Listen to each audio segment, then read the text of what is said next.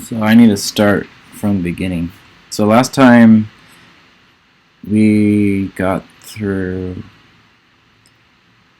the ordination graphs for Bray-Curtis, and you're going to try to do weighted unifrac on your own, right?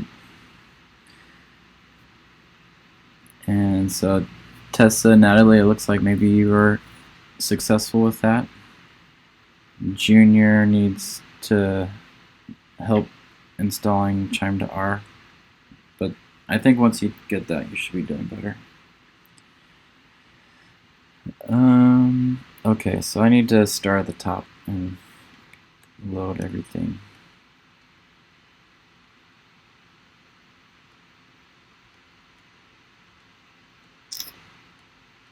Just gonna run all this.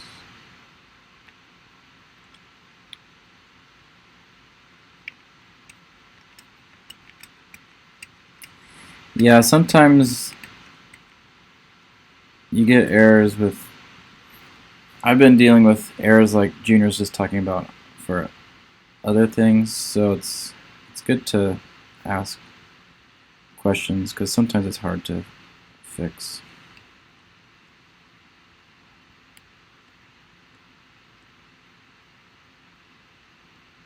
So I'm reading in. So the advantage of having these scripts is once you know they're working, you can just kind of run through the whole thing.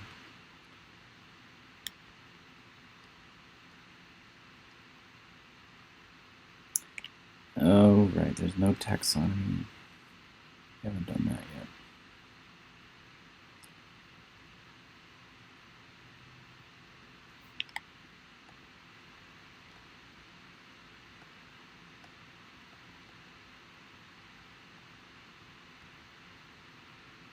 I don't necessarily need to make these ordination graphs again. That's taking longer.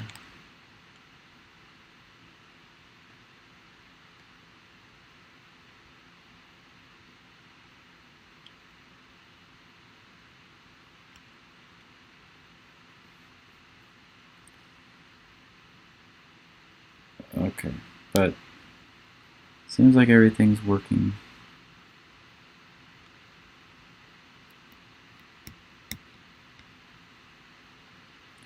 So what did you have to do here to make this work? Do we need to delete this path here?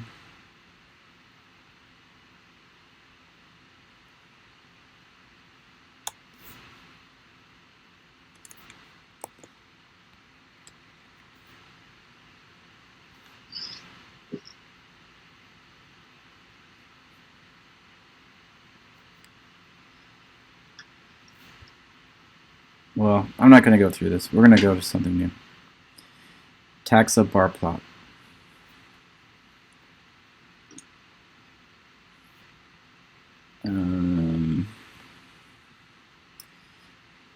So we're going to try to make the taxa bar plot.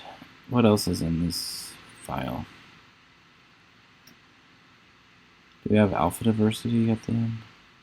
So all this part is just to make a taxa bar plot. And then I have a section on DESeq.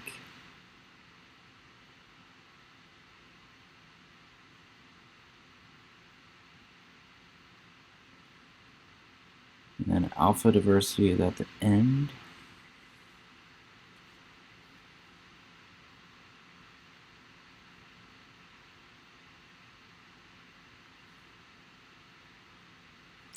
Alpha diversity is going to be the easiest to do.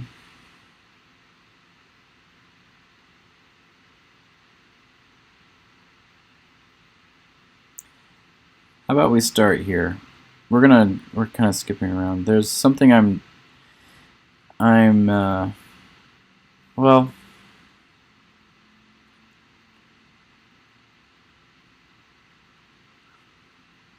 there's something I'm avoiding in the taxa bar plots, and I haven't spent time to figure it out yet.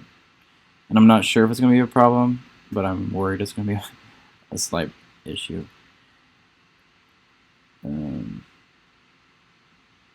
But maybe we should just face up to our problem.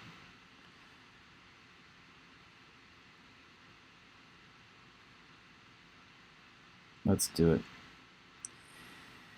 Okay, so here I'm going to start with the taxa bar plot section, which is on 155. So here is another chime to R function, QZA to phyloseq, and phyloseq is another R package, but it has many useful features to work with, or functions to work with this amplicon data. It does a very good job of integrating OTU tables and metadata and the taxonomy, and then work with them all together. So that's one big advantage. And let me see. Do we have a rarefied table.qza in our output?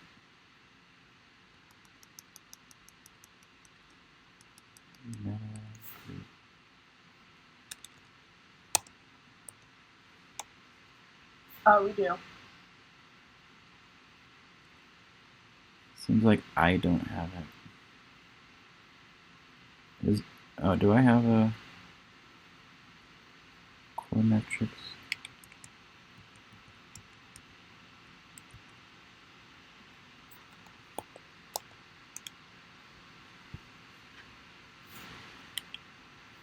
What is my...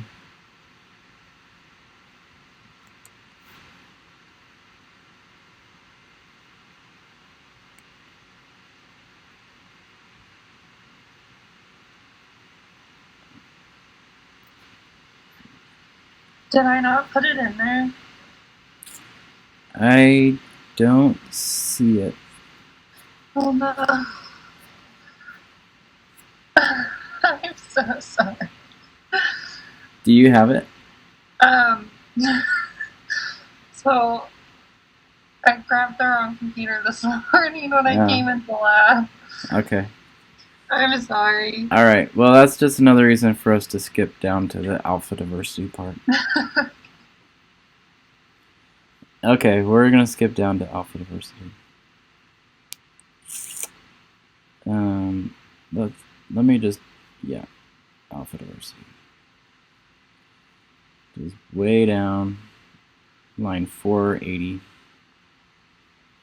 This is much more straightforward. I don't have a core metrics results directory. Maybe you do. It depends on how you've organized your files. I'm just going to delete these real quick.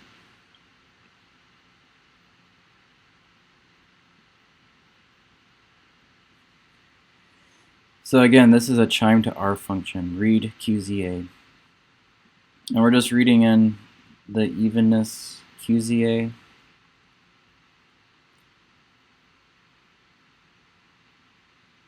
Row names to column sample ID. So let's just see what this does here. So it's created an evenness. I think this is a...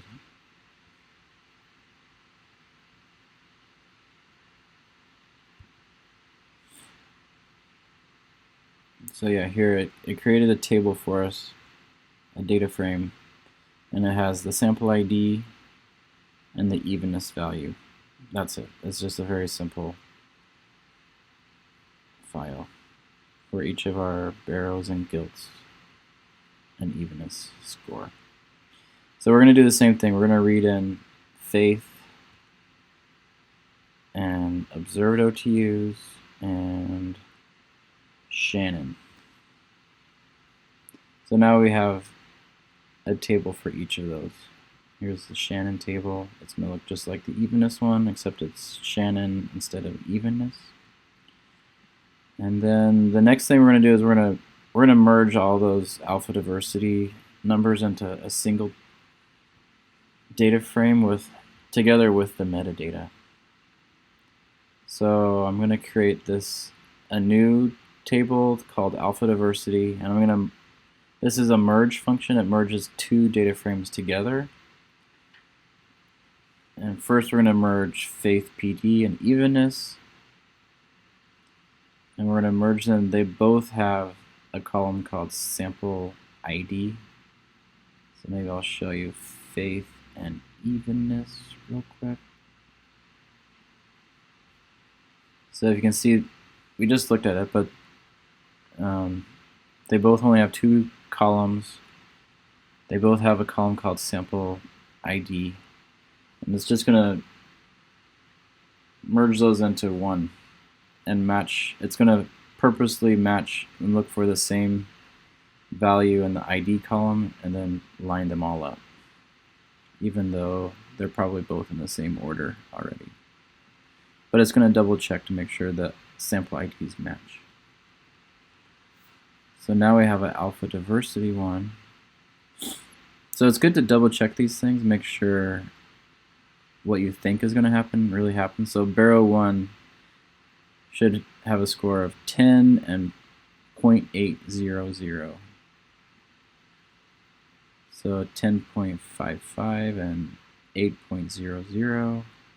And the second one should be 12.9 and 8.2. 12.9 and 8.2. I have a question. Yeah. When I ran my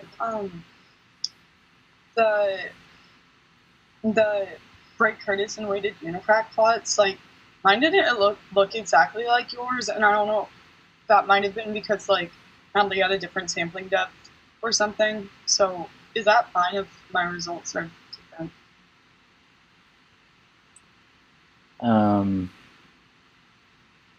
So just where the dots on the graph looked different? Yeah, so your ellipse was like this, and my ellipse was like that, too. But yeah, I think that like values were a little bit different too. Yeah, so I'm using Natalie's data. I don't know if we have different sampling depths. Do we all use the same sampling depth? I think it was okay. Maybe it wasn't. It was definitely the trimming part because that's we all had different ones. Yeah, different somethings. Yeah. Yeah, you had differences on the trimming, but then I don't know if we had a single depth, subsampling depth for everyone. Sometimes also, sometimes the graphs are kind of like rotated. They may have similar relationships, like it's the distances that matter. Mm-hmm. So if it just looks like the graph was rotated like 90 degrees, that's also kind of normal. Okay. And sometimes even though it's rotated, all the relationships, the distances between the samples may be the same. Okay. So just because they have a different orientation doesn't mean that they're actually different. Got it. So you could maybe double check on that.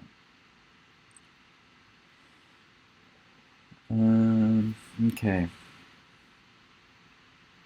So then the next step is now we're going to merge alpha diversity, which is now faith and evenness, and we're going to add in observed OTUs to it, and then we're going to add Shannon to it also, so eventually they'll have all four in one table. So now if we look at this alpha diversity table, it has all four. And they should all be correct. They should all be lined up. So these are actually all the values for Baro 1 and Baro 10 and Baro 11. And now we're going to merge together the metadata and the alpha diversity to have our metadata and the alpha diversity in a single table. By x is listed 0. That if this is 0 here in the by x, that means it's using the row names and not an actual column. It's the row name. So let's look at the metadata. So here Barrow 10, 11, 12 is listed in the row names here. So there's no column with the, I guess we could use sample ID because it's the same thing, but it could be either way. We're going to go ahead and run this line 491. So we've created a new thing called meta, which is the merged data. And we have our sample IDs, the diet, sex, pin, and then the alpha diversity metrics. And we're going to set the row names to be equal to this column that's called row.names, this one.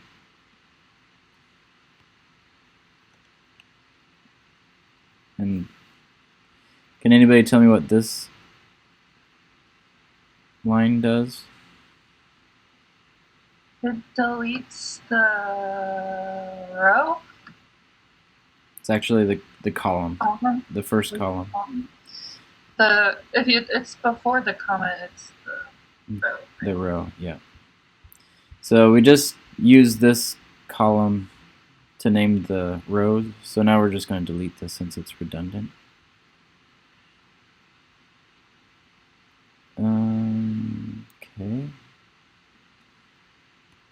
And we're assigning that back to meta. So we're replacing the old meta with this new meta with one less column. So now that's row.names is gone. We can look at the structure of this to see what each of the types of the columns are. Our alpha diversity metrics are numbers or integer types, and our metadata columns are factor data types. So that all looks good.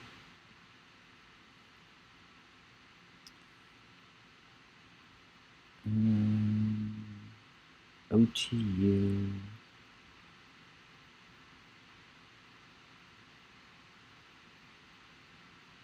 I don't know why I'm bringing in an OTU table right now.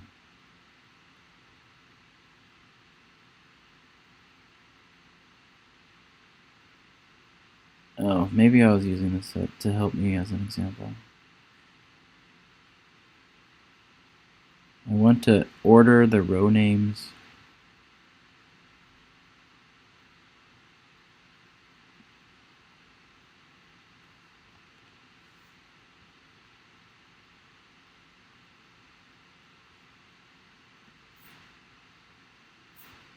I don't think we need these two. This is just to reorder. I don't know if it's what's wrong with the order. Let's see what happens. Right now it's kind of ordered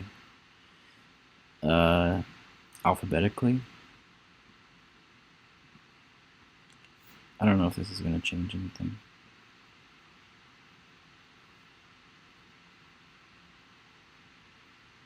It still has the same order. I think that line is a just in case line. Just in case it's out of order. Okay, so then we're going to start looking at the next sections. It says we're going to explore the normality of the data. So the data can either follow a normal distribution, which is like fairly bell-shaped curve, or it might be not. Like it may be skewed one way or the other. So have you guys taken statistics to know about normality of data distribution? More or less. More or less, okay. So you know what I'm talking about with a bell-shaped curve. So here is a histogram of Shannon. So it seems like it's kind of skewed. It has a bell-shaped curve here, but it's got this long tail here.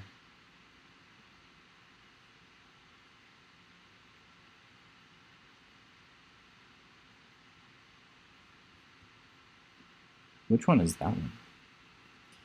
Shannon. They're mostly all 5s and 6s, and then there's one that's... Would that have been like the Guilt 3? Because Yeah. that's kind of like what happened to us. Because we would have Guilt 3 up in like one corner, and then all the dots would be on like the other corner.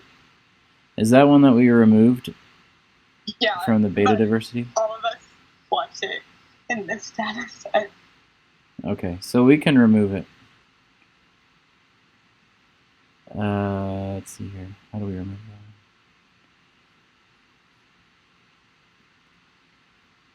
that? Let me consult my other script to get a... I think I have a way to remove it by sample name.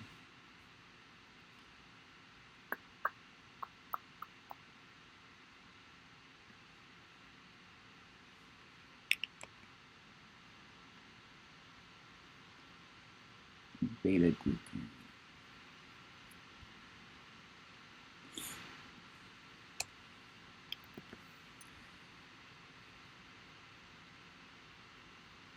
So this is a little line to remove something by its sample name. So it's going to subset which meta sample. So this is the column. What's our column called? Sample ID.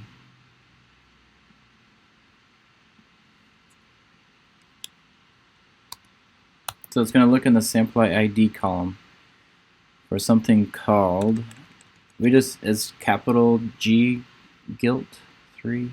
Yeah. It's going to look for that, and it's got a minus here, so it's going to remove it. And it's before the comma. So here's, again, like we were just talking about, it's the comma, and then it's empty. So it's going to remove that row, all the columns in that row. So let's do a little test first. Oh, let's go redo the test. Got nothing. Meta sample ID. I'm gonna head out. Okay. Sorry. That's all right. Thanks, guys. See ya. See you later.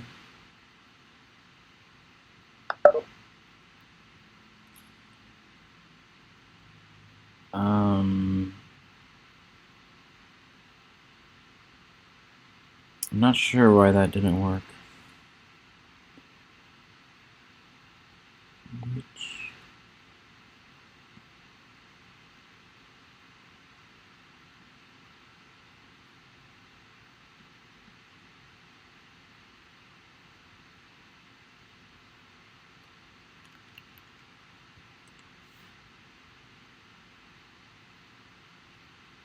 Guilt 3.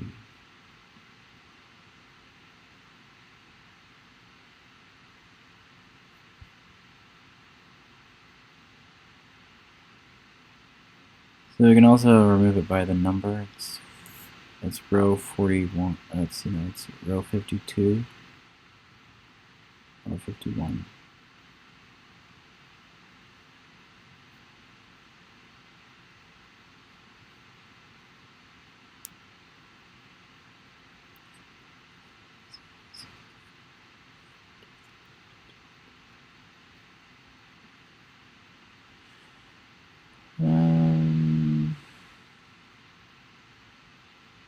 There's always more than one way of doing things.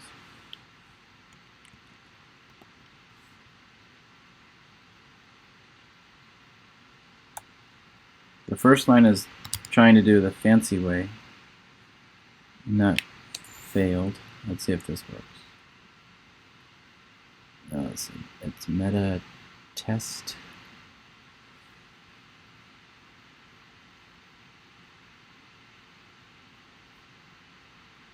So Guilt 3 is gone.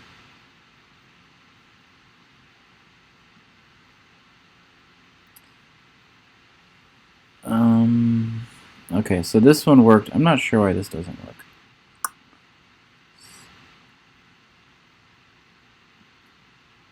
Oh, sample ID is capitalized.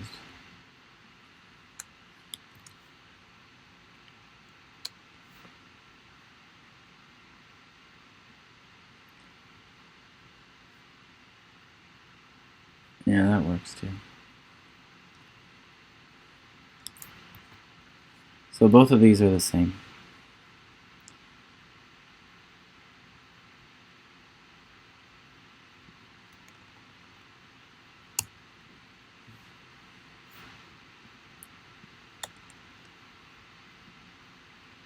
So now I'm gonna overwrite the old meta and remove that one.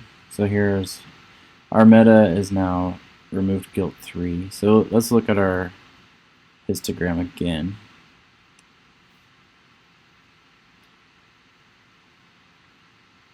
So now it looks like this. It might be alright. Here's another thing to test to look at the normality is called a QQ plot.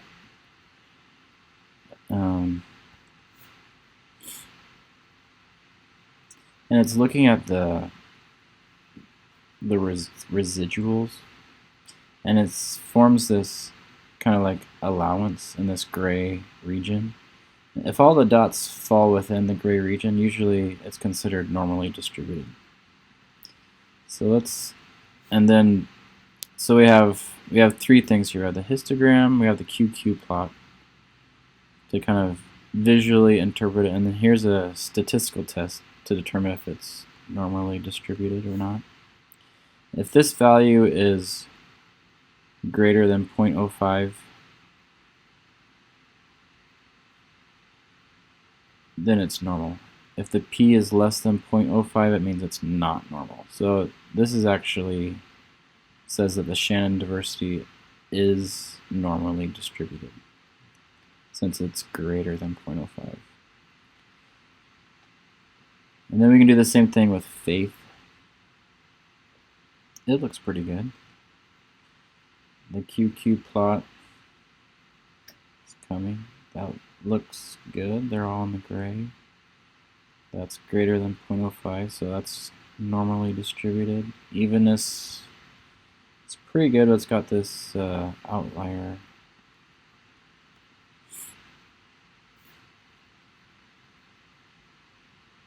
We'll see what the QQ plot looks like. It's got this dot here that's kind of hanging out, so it's going to be borderline.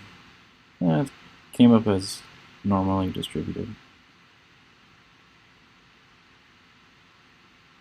I guess I'll change these.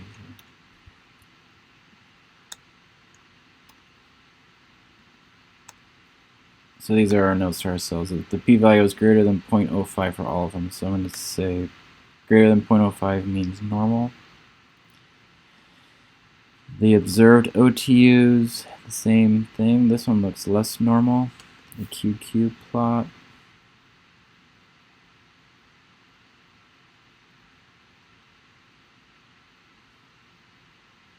This one takes a little bit longer to show up.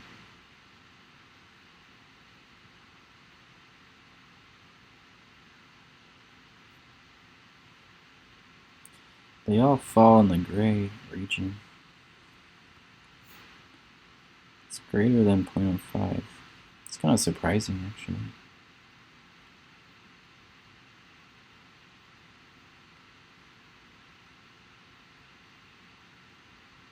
So I guess they're all normal.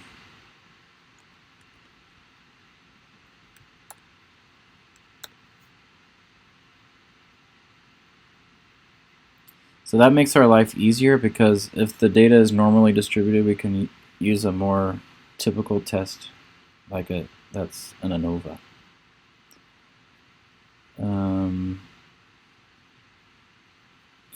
So the next thing we're going to do is the statistical testing on ANOVA. But really, I mean, you've already done this in QIIME, I guess, so it's kind of QIIME used a did not use ANOVA. It used what's called a parametric test, a non-parametric test. That's something that you use if the data is not normally distributed. But we just found out that the data is normally distributed, so Chime used the test, what's it called? Drawing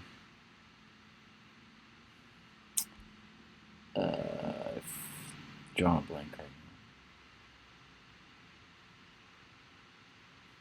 Can anybody remind me what's the statistical test Chime uses for alpha diversity?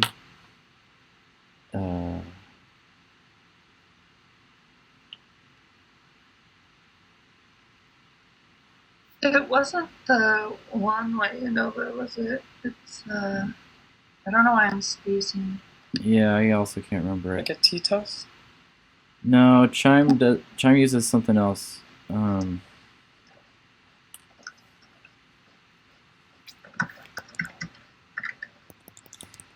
Because t-test is also for not normally distributed data.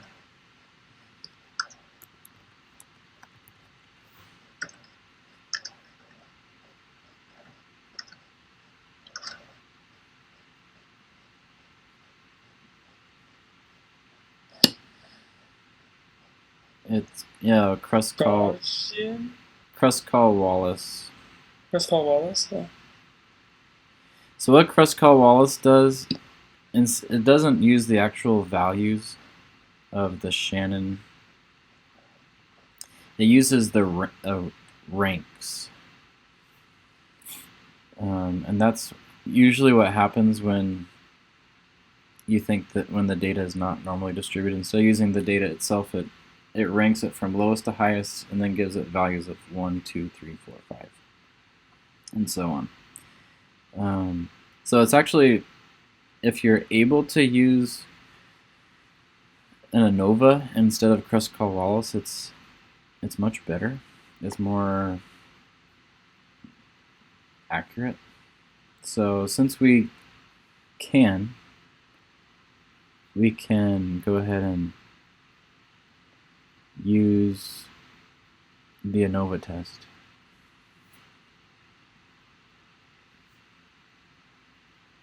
And I have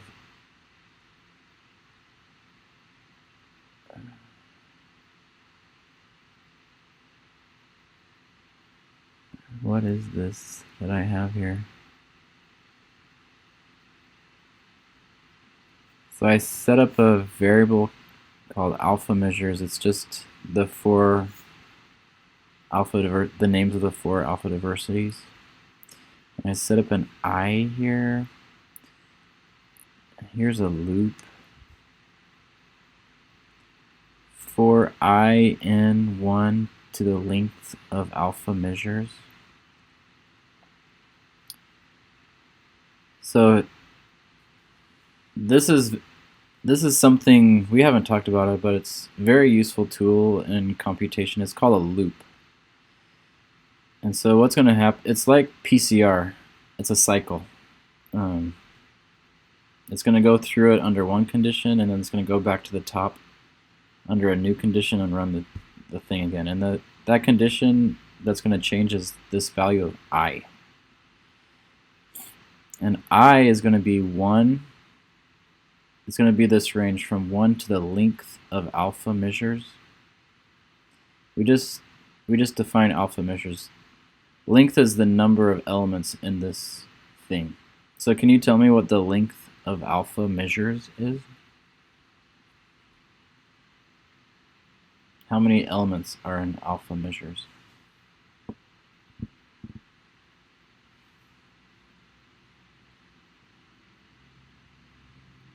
It's down here.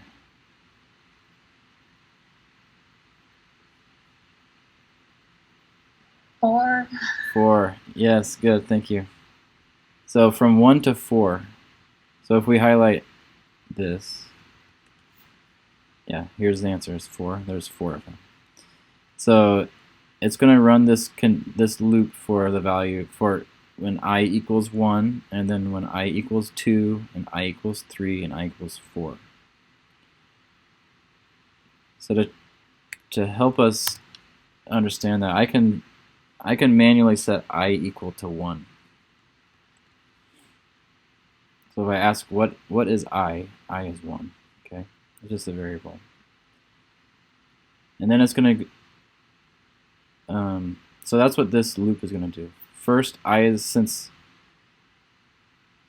1 is the first number in this series, 1, 2, 3, 4, it's going to run through it with 1 first. And it's the start of this curly bracket. And it's going to do all these steps with I equals 1. And then I don't have an ending curly bracket. That's why it's giving me this error right here. It's unmatched. I don't have, where do I want this thing to end?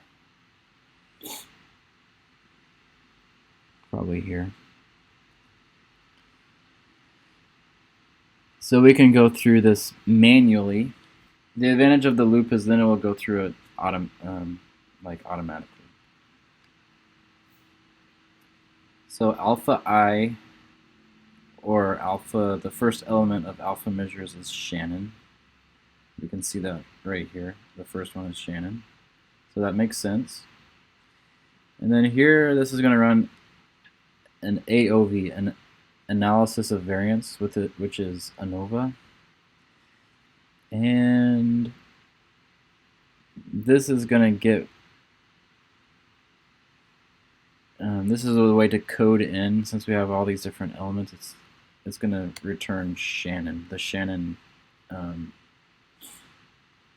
data.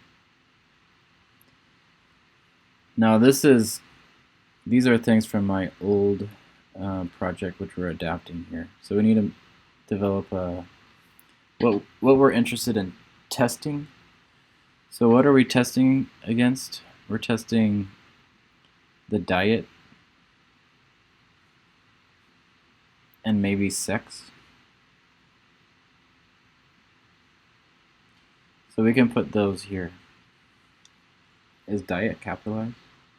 No, everything's lowercase.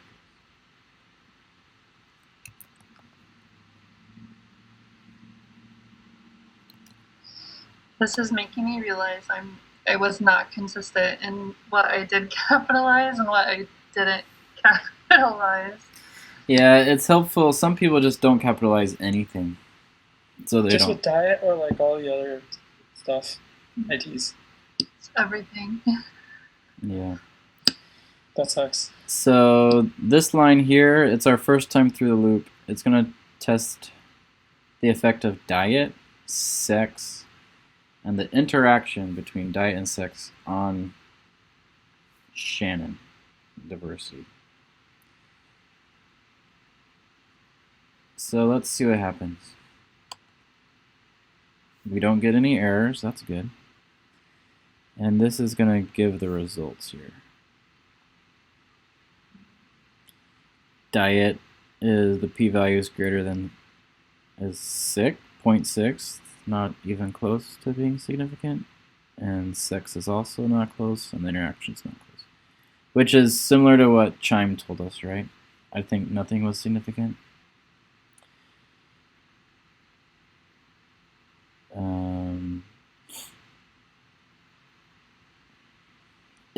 If something was statistically significant, we would run this Tukey's honestly significant. HSD stands for honestly significant differences on that output of the ANOVA test. And it'll give us all the pairwise comparisons like A versus B, A versus C, A versus D.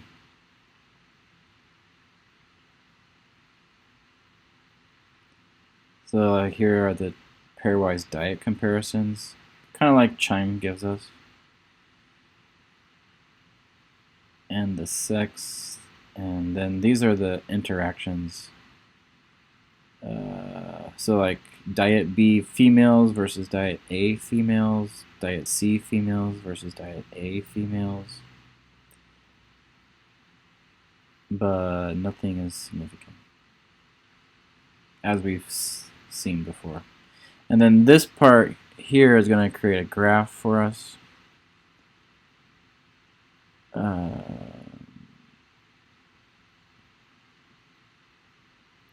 But we're going to have to change some of these things. We'll put diet. In place of diet treatment, we're going to on our metadata is called just diet. And stats summary mean point. So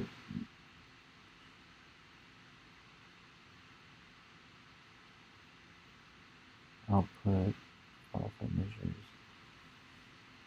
So this is going to create a graph. It's going to be a box plot. Let's just do these lines first. The Shannon scores for each of the diets. So this is supposed to be a more beautiful graph than what Chime creates for us to put into a paper. So it should be pretty similar to what Chime, it should be exactly what Chime gave. Just hopefully we can make it look nicer.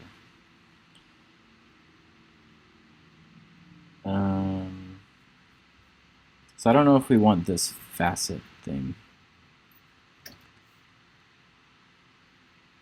We may choose that we don't want this. Yeah, it's putting each. Faceting can be useful if you have multiple categories. Like if you had, you could facet it by sex here. That would make more sense. If like the interaction was significant, you'll see the sex. So here's all the diets for females and males.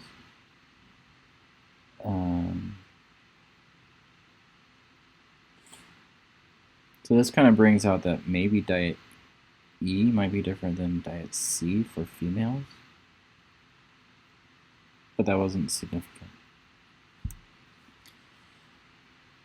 So we're gonna skip this one because the interaction was not statistically significant.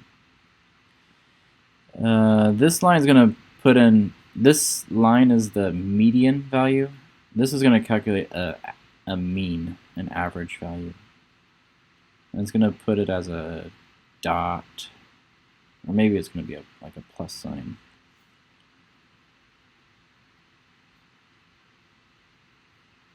So here's the average values for each group.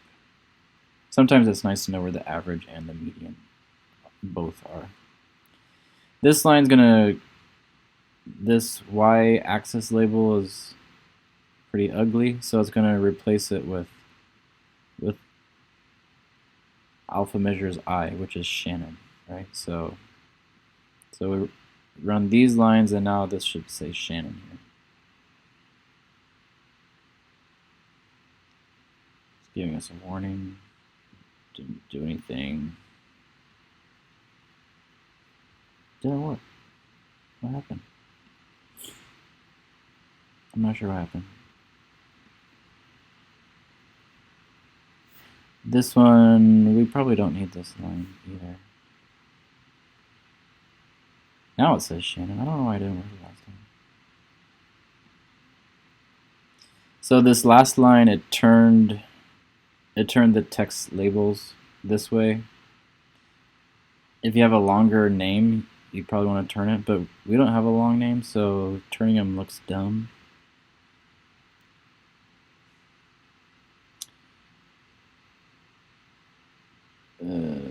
So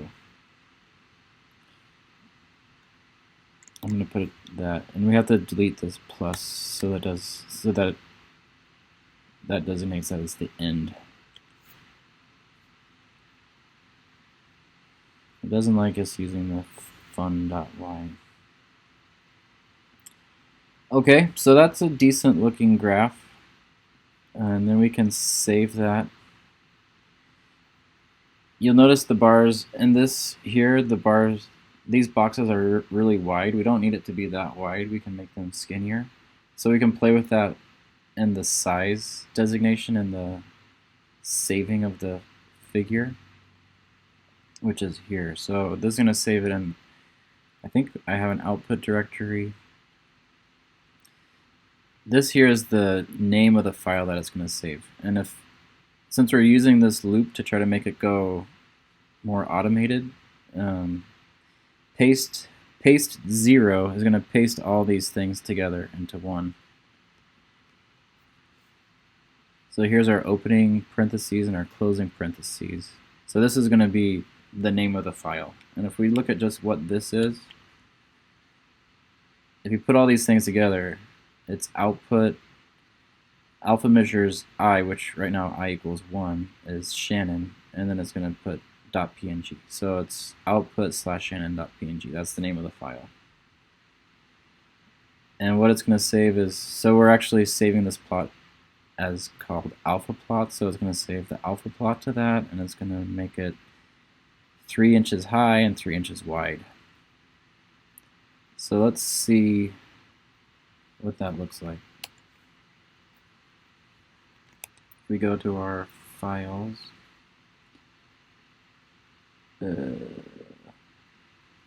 where am I working here?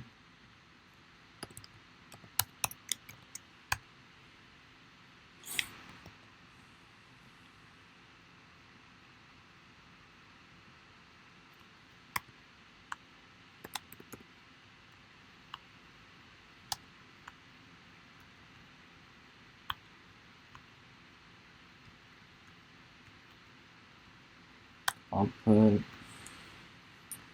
Shannon.png.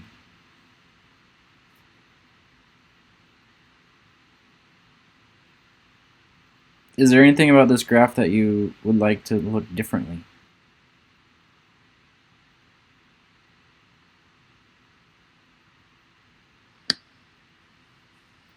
Probably E.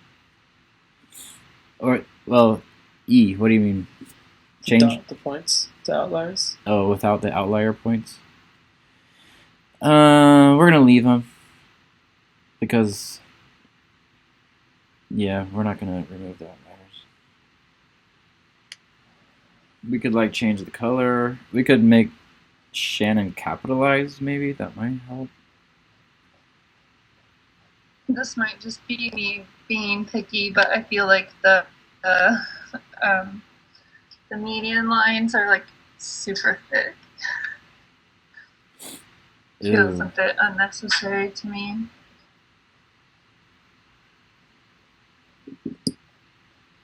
Okay. That's a little bit harder to fix. I want Shannon to be capitalized. So here we can change that by, because that's coming from Just what you call it. Yeah, this alpha measures variable, which is up here, alpha measures. So I'll just And capitalize you don't have to change it for all the other things, right? Right. And this week, it'd probably be better to call this Pillow's evenness.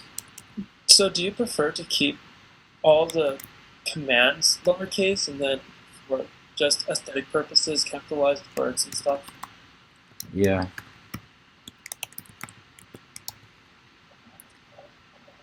And this we can make observed. So we actually don't have OTUs, we have ASVs. ASVs.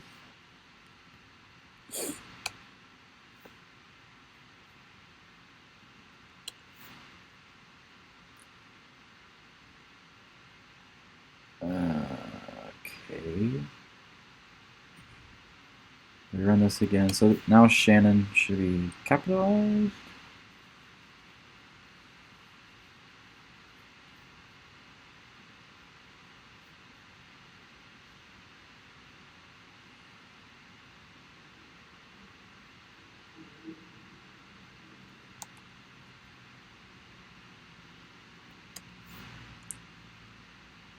Object Shannon.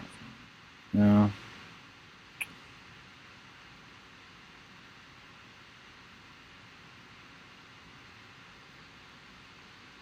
Okay, hang on. I guess I have to be a little more careful. So these are also used to call the columns from the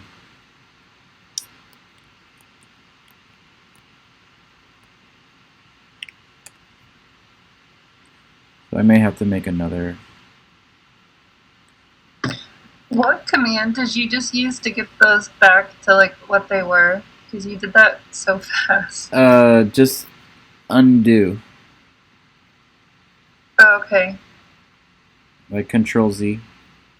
Okay. So I'm gonna make a new thing, alpha measures names, which will make them look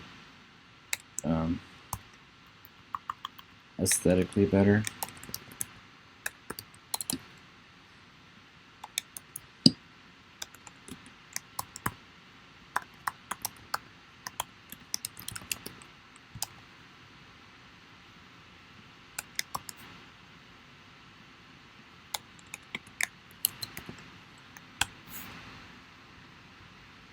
And so here the labels, we'll use that names thing variable.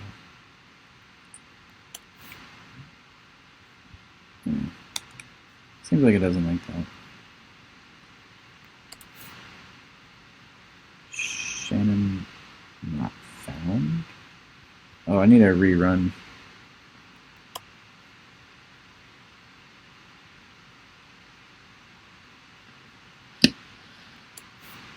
I'm gonna head out first, but I'll definitely catch up watching the video.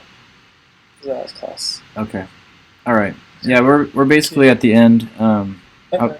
I'll probably just play with like the size of the output and stuff. Okay, that makes sense. Bruh. Okay, thank you. All right, great. Thanks, Junior. So yeah, Natalie, that's pretty much the end. Okay. To play with the thickness of this line. Wait, Shannon is still. Oh, I haven't saved it. Shannon's capitalized here. Let's save it. I guess we can run the loop to make sure that.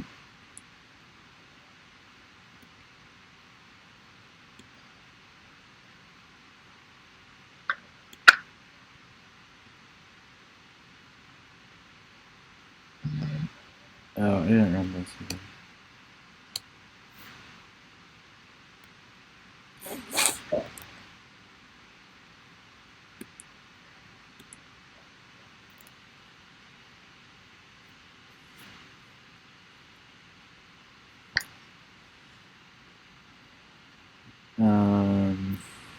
Yeah, so usually in a paper,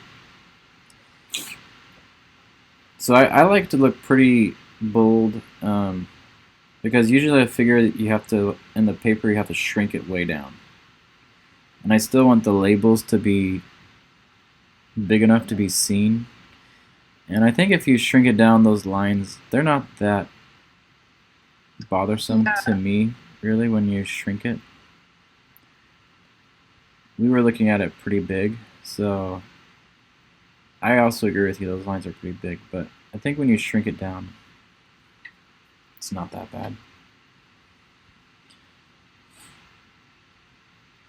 Are you still with me, Natalie? Your picture's gone.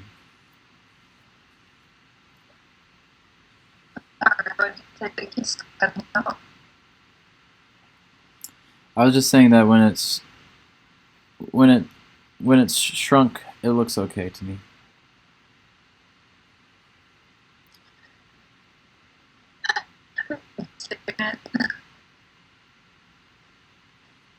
I couldn't hear that. Yes. Okay, yes, you agree. Yes. Okay. So let's play just one other little thing. What does it look like if it's a little bit skinnier?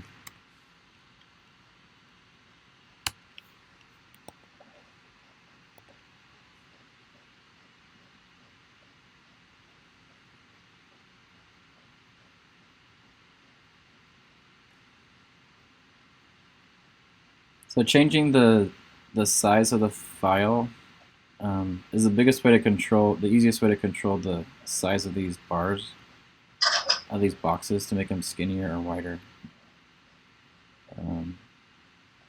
So you can play with that. 2.59. The last thing I just want to run real quickly is our loop should be ready to go now. So it should be able to do this for all 4 alpha diversity measures now.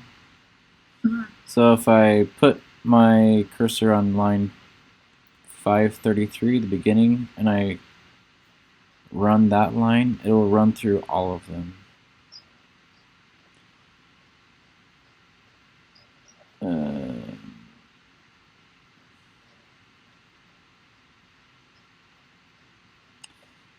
But I guess I'm not able to see the output of the statistical tests because I don't save it.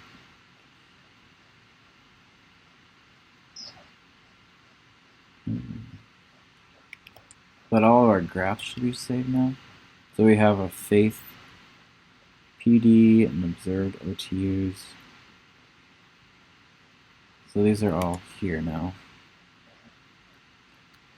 The faith, the observed ASVs, the evenness, and the shin.